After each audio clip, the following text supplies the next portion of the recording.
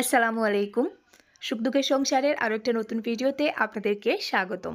দেশ এবং দেশের বাইরের যে যেখান থেকে আমার ভিডিওটি দেখছেন, আশা করি আল্লাহর রহমতে আপনারা সবাই ভালো আছেন। আমরাও আলহামদুলিল্লাহ ভালো আছি।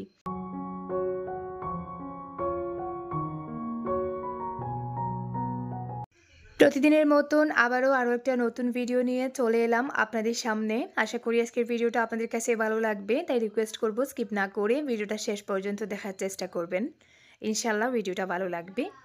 তো এখানে বাজার থেকে আঙ্গুর আনা হয়েছে, 2 ধরনের আঙ্গুর। একটা হচ্ছে লম্বা সাইজের আঙ্গুর আর একটা হচ্ছে গোল সাইজের যে আঙ্গুরগুলো হয়। এখানে 2 কেজি আঙ্গুর আছে। আর আঙ্গুরগুলো আমি পলিথিনের ব্যাগ থেকে বের করে একটা প্লাস্টিকের ঝুড়িতে রেখে দিচ্ছি। পলিথিনের ব্যাগের মধ্যে আঙ্গুর খুব তাড়াতাড়ি পচে যায়। আর এই যে দেখতে পাচ্ছেন লম্বা আঙ্গুর, এই আঙ্গুরগুলো আমার অনেক প্রিয়, খুব মিষ্টি হয়। ছোট ছোট আঙ্গুর আর লম্বা লম্বা, আর দেখতেও একটু সাদা সাদা হয়।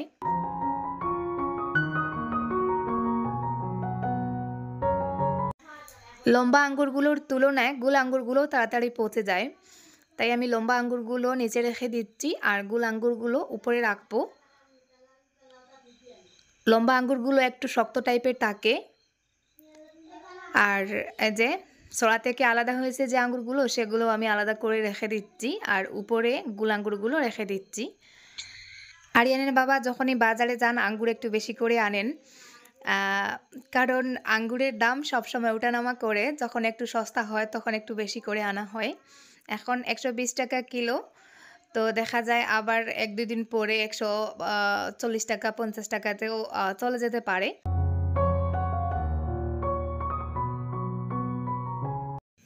আঙ্গুরগুলো ঝুড়িতে রেখে আমি এখন এই যে ফ্রিজে ওইভাবে খোলামেলাভাবে রেখে দিচ্ছি যাতে ভালো থাকে।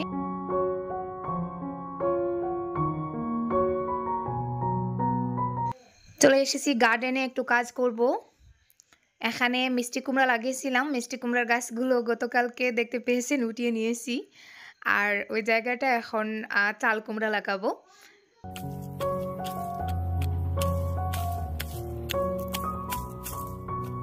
এক পাশে আমাদের ঘর, এক পাশে স্কুল, আর পেছন দিকে যে সামান্য জায়গা আছে ওই জায়গাতে টুকটাক এটা সেটা লাগানোর চেষ্টা করি। আসলে জায়গার পরিমাণ কম হয়ে গেছে।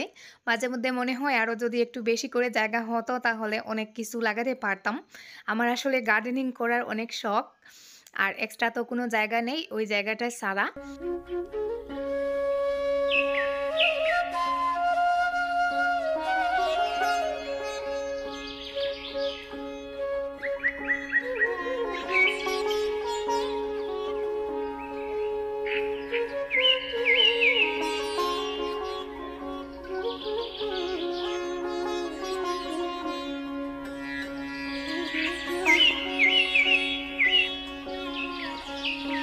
আগে একবার অন্য জায়গায় আমি চাল কুমড়া লাগিয়েছিলাম, তো ওই জায়গায় চাল কুমড়াগুলোর বীজ থেকে চারা ফুটেনি, হয়তো বীজগুলো ভালো ছিল না।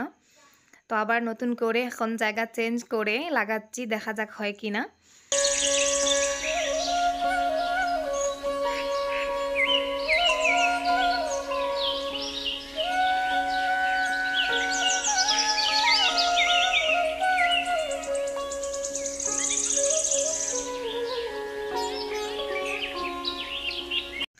আগেরবার যখন চাল কুমড়া লাগিয়েছিলাম তখন বীজগুলো বেজানো ছাড়াই লাগিয়ে দিয়েছিলাম, তবে এইবার বীজগুলো আমি 24 ঘন্টা ভিজিয়ে রেখেছি, তারপরে লাগাচ্ছি। দেখা যাক কতটা কি হয়।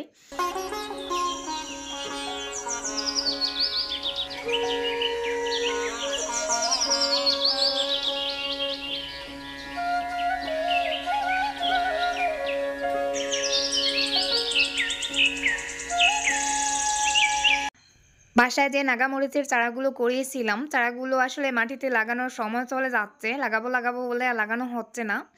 আর রমজান মাস চলে আসায় এখন আর এক্সট্রা কাজ করতে একেবারে ইচ্ছা করে না। তো ওই জায়গাটা আরিয়ানের বাবা রেডি করে রেখেছেন। আমি এখন শুধু মরিচের চারাগুলো পলিথিন থেকে বের করে মাটিতে লাগিয়ে দিচ্ছি। আর গাছগুলোর গ্রোথটাও তেমন ভালো হয়নি, এই যে দেখুন কেমন জানি একটা মরা মরা অবস্থা হয়ে গেছে। তো যাই হোক, লাগানোর পরে আমি চারপাশ থেকে পানি দিয়ে দিচ্ছি। চারা এক জায়গা থেকে উঠিয়ে অন্য জায়গায় লাগানোর পরে পানি দেওয়ার সময় যদি গাছের পাতায় পানি লেগে যায় তাহলে দেখা যায় অনেক সময় চারা মারা যায়, তাই একটু দূরেই পানিটা দিচ্ছি।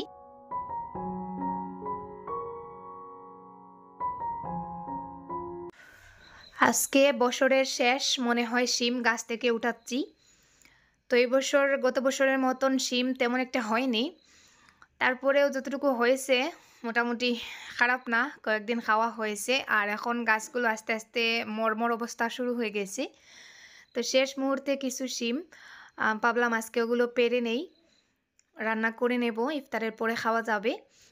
বাজারের শিমের তুলনায় বাড়িতে লাগানো শিমের আলাদা একটা স্বাদ থাকে। তবে যখন বৃষ্টি হয়ে যায়, বৃষ্টি হওয়ার পরে আর ওই স্বাদটা থাকে না, স্বাদটা কমে যায়। তো এবছর অলরেডি 2-3 দিন বৃষ্টি হয়ে গেছে, আর মনে হচ্ছে শিমগুলোতে হয়তো আর আগের স্বাদটা পাবো না। তারপরেও বাজারের শিমের কেনা শিমের তুলনায় ভালো। তো যাই হোক, দেখা যাক আজকে কতটা উঠাইতে পারি। এই যে দেখুন, সবকটা শিম একেবারে বিচিওয়ালা হয়ে গেছে।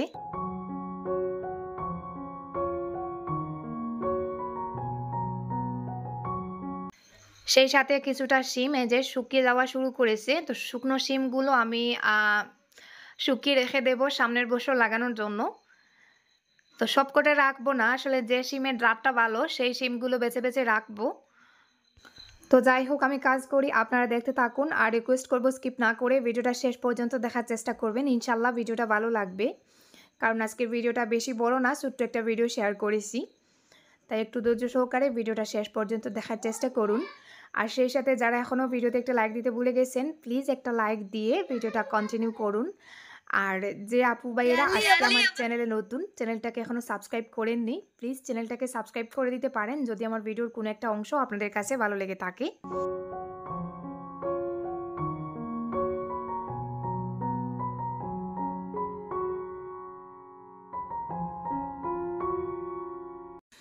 তো এই যে দেখুন, গাছ থেকে আজকে এই শিমগুলোই উঠালাম। এখানে প্রায় 1.5-2 কেজির মতন হবে।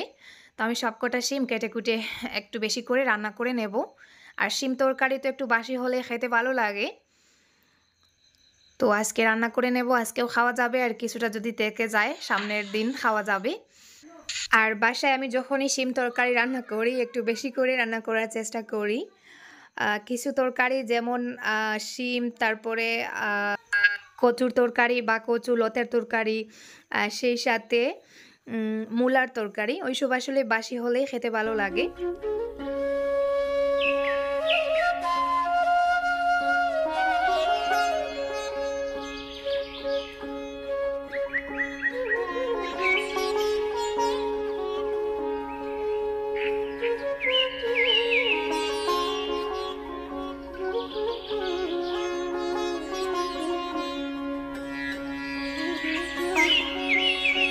আরিয়ানের শখের বাইকটা খারাপ হয়ে গেছে। গত 2 দিন থেকে বাইকটা আর চালাতে পারছে না, কাজ করছে না। তো আজকে যে বাইক আবার ঠিক করার জন্য মিস্ত্রি এনেছি। মিস্ত্রিকে তো আপনারা চিনতে পারছেন, আমার ভাইয়ের ছেলে। তো সে মাশাআল্লাহ ওইসব ইলেকট্রিশিয়ানের কাজ বা ওইসব ওয়্যারিংয়ের কাজ, তো ওইসব সে ভালোই পারে। আর এই যে গাড়িটা সে প্রায় 1 ঘন্টা ধরে চেষ্টা করে এখন গাড়িটা মোটামুটি ঠিক করে নিয়েছে। পুরো বাইকটা খুলে আবার নতুন করে যে সব কিছু ঠিক করলো। এখানে মা কিছু তানকুনির পাতা পাঠিয়ে দিয়েছিলেন যেদিন আমার বাসায় ইফতারি এসেছিল সেই দিন। তো আমি আসলে ওগুলো ফ্রিজে রেখে দিয়েছিলাম, আর ওগুলোর কথা প্রায় ভুলেই গিয়েছিলাম। তো আজকে হঠাৎ চোখে পড়লো, তাই বের করে ভাবলাম ইফতারে তানকুনি পাতা দিয়ে পাকোড়া করে নেব। আর যেহেতু এটা একটা ঔষধি পাতা, অনেকটা উপকার আসে, বিশেষ করে গ্যাসের সমস্যায় অনেকটা আরাম পাওয়া যায়। তো কিছুটা পাতা নষ্ট হয়ে গেছে, তার থেকে বেছে বেছে ভালো পাতাগুলো বের করে নিচ্ছি। থানকুনি পাতার বড়া আমার অনেক পছন্দ। তো আমার বাসায় থানকুনি পাতা পাওয়া যায় না, যেহেতু আমার বাড়িটা একটু উঁচুতে। আর আমার বাবার বাসায় কিন্তু রাস্তার দিকে বের হলেই দেখা যায় অনেকটা থানকুনি পাতা চারপাশে হয়ে আছে।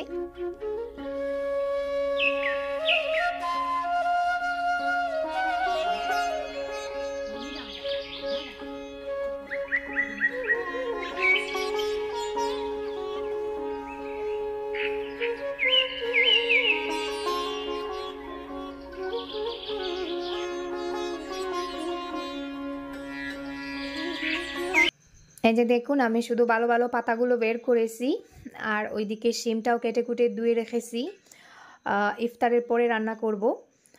আর ওইদিকে আজকে আবার খিচুড়ি রান্না করতেছি।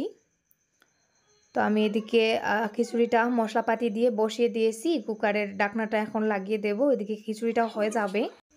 আর সেই সাথে আমি পাকোড়াটাও রেডি করে নেব। তো আমি এখানে কিছু বেসন নিয়েছি আর থানকুনির পাতাগুলো ভালো করে ধুয়ে পরিষ্কার করে কেটে ভর্তা মেখে নিয়েছি কাঁচামরিচ আর পেঁয়াজ দিয়ে। আর ওইদিকে আমার খিচুড়িটাও হয়ে গেছে, আজকে চুলা সহ একসাথেই খিচুড়িটা বসিয়ে দিয়েছি। আসলে মাঝে মধ্যে চুলা এক্সট্রা করেই আর কি ভুনা করা হয়, আজকে আর সেটা করিনি। চুলা সেদ্ধ ছিল না, তাই কাঁচা চুলা বেজানো ছিল, সেটা দিয়েই আর কি একসাথে খিচুড়িটা করে নিচ্ছি। আর সেই সাথে কিছু সবজিও মিক্স করেছি। তো এখন একটু ঘি দিয়ে খিচুড়িটা নামিয়ে নিলাম। আর ওইদিকে আমি যে আজকে ইফতারের জন্য অন্য একটা রেসিপি করতেছি, ফ্রুটস এবং সাবুদানার ডেজার্ট। তো আমি এখানে সাবুদানাগুলো আগে একটু সেদ্ধ করে নিয়েছি আর এখানে দুধ বসিয়েছি। তো আমি কিন্তু কাস্টার্ড পাউডারটা দিচ্ছি না, ওটা দেওয়ার পরে আমার কেমন জানি একটু অন্যরকম লাগে। আর এদিকে যে আমার পাকোড়ার জন্য পেস্টটাও রেডি হয়ে গেছে, তো আমি পাকোড়াটাও বসিয়ে দিচ্ছি। আসলে ইফতারের সময় এত তাড়াহুড়ো লাগে, কোনটা রেখে কোনটা করব। তো দিনের বেলা দেখা যায় করব বলে সময়টা চলে যায়, আর পরে যখন রান্নাতে লাগি তখন দেখা যায় আর সময়টা কোনোভাবেই কভার দেওয়া যাচ্ছে না, এত তাড়াহুড়ো শুরু হয়।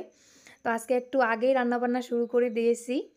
আর এই যে দেখুন আমি এখানে দুধ এবং সাবুদানা দুইটা একসাথে মিক্স করে হালকা সেদ্ধ করে নিয়েছি। আর এখানে একটা সার্ভিং বাউলে ঢেলে এখন আগে থেকে কেটে রাখা যে ফ্রুটসগুলো, এখানে আমি আম, তরমুজ আর আঙ্গুর, মানে আমার বাসায় যে ফ্রুটসগুলো ছিল সেটাই দিলাম।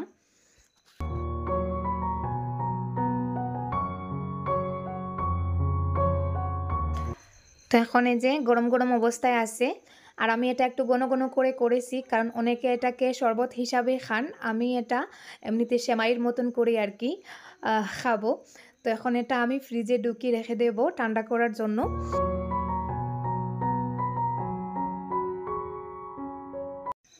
আর ওইদিকে আমার পকোড়াগুলো রেডি হয়ে গেছে, এই যে দেখুন কতটা সুন্দরভাবে আমার থানকুনি পাতার পকোড়াগুলো হয়ে গেল।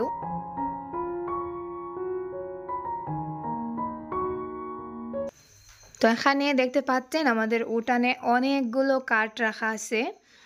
তো কাঠগুলো আমার শ্বশুর বাড়ির পাহাড় থেকে আর কি কেটে আনা হয়েছে, কেটে মিলে চিড়িয়ে তারপরে আনা হয়েছে। কাঠগুলো আনা হয়েছিল আমাদের স্কুলের উপরে স্ট্রাকচারটা করার জন্য। তো আমাদের স্কুলের এই যে বারান্দায় তো দেখতে পাচ্ছেন স্ট্রাকচারটা দেওয়া হয়েছে আগে। আর মেইন ডোরের উপরে কিন্তু বাঁশ দিয়ে টিন বাঁধা ছিল। এই যে দেখুন ভেতরের অবস্থাটা আমি আপনাদেরকে দেখাচ্ছি। তো ওটা আসলে আরও একটু পরে করার কথা ছিল। তো সেদিন বৃষ্টির সময় কয়েকটা টিন উড়ে অলরেডি ছাদটা চলে গেছে। তো তারপরে আর কি আবার তাড়াহুড়ো করে এখন বাড়ির কাজ না, সরি, স্কুলের কাজ শুরু করে দেওয়া হয়েছে। তো আর একটু পরে করা হতো, কিন্তু ওই অ্যাক্সিডেন্টের জন্য ঝড় বৃষ্টির কারণে আর কি এটা এখন এই যে তাড়াহুড়ো করেই কাজটা কমপ্লিট করতে হচ্ছে। এই যে দেখুন আমাদের স্কুলের উপরে চাল নেই, পুরো স্কুলের উপরটা একেবারে ফাঁকা। তো ওইদিকে যে রুমটা দেখা যাচ্ছে ওটা অফিস রুম। তো কাজ চলতেছে, আজকে আপাতত কাজ বন্ধ। তো আমি এদিকে চলে এসেছি ইফতারের পরে খাওয়া দাওয়ার জন্য। এখানে এই যে কিছু কালো জিরার চাল নিয়েছি, কালো জিরা চাল দিয়ে পোলাও করব, আর সেই সাথে কিছু গরুর মাংস বোনা করব। তো এই যে মাংসটা আমি মশলা দিয়ে মেখে বসিয়ে দিচ্ছি।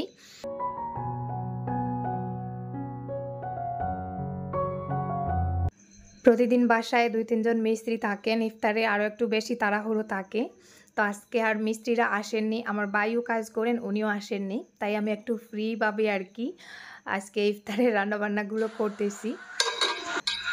ইফতারের পরে আসলে দেখা যায় একটু সময় রেস্ট নিতে হয়, শরীরটা এমনিতেই কেমন জানি মাটির মতন হয়ে যায়। তারপরে একটু সময় রেস্ট নিয়ে আবার ভিডিওতে কাজ করতে হয়, ভিডিও এডিটিং, ভিডিওতে ভয়েস দেওয়া, তারপরে ভিডিও আপলোড দেওয়া, তারপরে তো সেহরির রান্নাবান্না থাকে, সেই সাথে আরও লম্বা তারাবির নামাজ থাকে। তো ওই সময় আসলে সবকটা রান্না করে ঘুমাতে ঘুমাতে রাত দেখা যায় 12:30 বেজে যায়, পরে আবার সাহরির সময় ওঠা যায় না, একটু সমস্যা হয়ে যায়। তাই এখন ইফতারের রান্নার সাথে সাথেই আর কি কিছুটা রান্না এগিয়ে রাখি। আর এদিকে 4:30 বেজে গেছে, তো আমি ইফতারের জোগাড়জাটি শুরু করে দিয়েছি।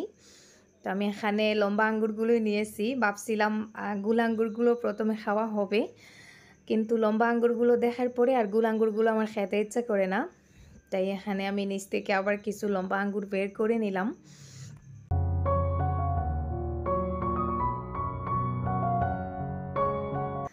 রমজান মাসের ভিডিওগুলো জানি না আপনাদের কাছে কেমন লাগতেছে। আমার নিজের কাছেই একটু একঘেয়েমি ভিডিও মনে হচ্ছে, কারণ প্রতিদিন এই এক ইফতার আর টুকটাক কাজকর্ম। আসলে রমজান মাসে তেমন তো আর এক্সট্রা কোনো কাজ করাও হয় না, আর যা টুকটাক করা হয় সেগুলো আর ভিডিও করতে ইচ্ছা করে না, আর গুছিয়ে ওভাবে শেয়ার করতেও কেমন জানি একটা ভুলে যাই। আসলে শরীরটা তেমন কেমন জানি হয়ে যায়। আর আমি তো বর্তমানে অসুস্থ, পুরোপুরি সুস্থ না, শরীরটা পুরোপুরি ফিট না। তাই রমজান মাসে এমনিতেই অনেকটা কষ্ট হয়ে যায়। তো দিনের বেশিরভাগ সময় দেখা যায় ঘুমিয়ে ঘুমিয়ে কাটিয়ে দেই, তারপরে উঠে একটু সময় তেলাওয়াত নামাজ পড়া, তারপরে ইফতারের রান্নাবান্না ওইসবে লেগে যাই। তো যেটুকু টুকটাক কাজ করি সেগুলি আপনাদের কাছে তুলে ধরার চেষ্টা করি। এত ব্যস্ততার মধ্যে আসলে এর থেকে বেশি সম্ভব হয় না। তারপরেও প্রতিদিন একটা ভিডিও দেওয়ার চেষ্টা করি। মাঝে মধ্যে মনে হয় যে রমজান মাসটা আসলে ভিডিও থেকে বিরতি নিয়ে নেব। তারপরে আসলে এটা মনে হয় যে রমজান মাসে যদি আমি ভিডিওতে বিরতি নেই তাহলে ইউটিউব চ্যানেলটা এমনিতেই ডাউন হয়ে গেছে। তারপরে দেখা যায় একেবারেই শেষ হয়ে যাবে। তো ওই জন্য আর কি কষ্ট করে হলেও ভিডিওগুলো দেওয়ার চেষ্টা করি। তো জানি না আপনাদের কাছে কেমন লাগে, কমেন্টসে জানাতে পারেন। আর এই যে দেখুন, আমি যে কাস্টার্ডটা করেছিলাম ফ্রিজ থেকে বের করে নিয়েছি, পুরোপুরি ঠান্ডা হয়ে গেছে। তো আমি এখন কয়েকটা সার্ভিং বাটিতে নিয়ে নিচ্ছি। তো অনেকে আসলে এটাকে শরবত হিসাবে খান, আর আমার মনে হয় যে ফ্রুটসের টুকরোগুলো গিলতে একটু সমস্যা হয়, তাই চামচ দিয়ে খাওয়াটাই বেটার। তো আমি এখানে যে বাটিতেই নিয়ে নিচ্ছি। তো অনেকে আবার বলতে পারেন যে এটা আবার বাটিতে কেন নিচ্ছ। তো এটা আসলে যার যার পছন্দ, যার যার ইচ্ছা, যে যেমনভাবে খেতে পছন্দ করে। এই যে দেখুন, আমি সেমাইয়ের মতন করে বাটিতে নিয়ে নিছি, এখন চামচ দিয়ে এভাবে খেয়ে নেব। আর ফ্রুটসের যেহেতু টুকরোগুলো থাকে, তাই শরবতের মতন, মানে শরবতের হিসাবে ওটাকে ধরা যায় না। এমনিতেই গলায় লেগে আবার দেখা যাবে যে মরে যেতেও পারি। তো যাই হোক, আজকের মতো এই পর্যন্ত। আপনারা সবাই ভালো থাকুন, সুস্থ থাকুন। দেখা হবে নতুন কোনো ভিডিওতে। আল্লাহ হাফিজ। আসসালামু আলাইকুম।